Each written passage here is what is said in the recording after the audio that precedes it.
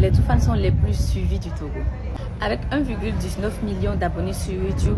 Ensuite, on a Santinos Raphaël. Après, on a Setlo, Pake Tienzu, Almok, Getovi, je crois, Raelicia, Senza.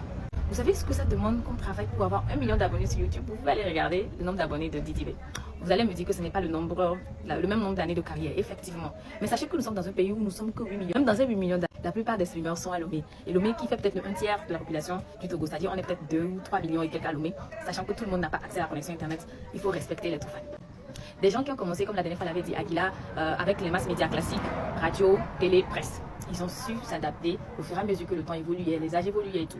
Si vous ne savez pas, aujourd'hui, avoir une grande communauté sur YouTube fait partie de ces atouts-là qui permettent peut-être à un autre artiste international de vouloir collaborer avec vous. Ça, c'est pourquoi je respecte beaucoup Santinos Raphaël, parce qu'il crée énormément de contenu. Est-ce que lui, là, il va s'arrêter pour que je puisse continuer ma vidéo en paix? Je disais tantôt que c'est plus aisé pour les Sénégalais, les Nigériens ou encore les Ivoiriens d'avoir beaucoup plus de visibilité sur les réseaux parce qu'ils sont non seulement en supériorité numérique par rapport à nous, mais ils ont aussi un pouvoir d'achat élevé. Il faut savoir que quand tu as l'argent, tu as beaucoup plus de facilité de percer.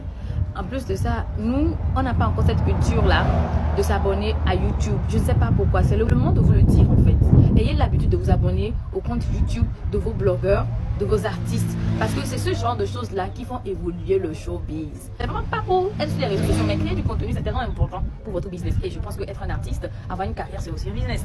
Donc, je me dis déjà que, voilà, je ne veux pas dire la jeune génération, je veux plutôt dire ces artistes-là qui viennent et qui ont envie de faire comme eux, il est temps que vous vous mettiez à l'école.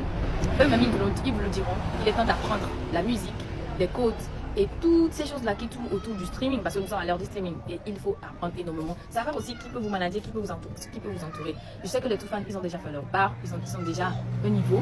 Actuellement, ils peuvent même rester comme ça à vie, ils vont gagner leur argent, hein, parce que ce que ça leur apporte, les chansons qu'ils ont déposées sur YouTube là, ce que ça leur rapporte jusqu'à aujourd'hui là, ils peuvent même plus chanter, c'est fini, et ils vont vivre heureux. Parfois, sachant diluer un peu nos égos, mettons de côté les ni, les gna, soutenons juste.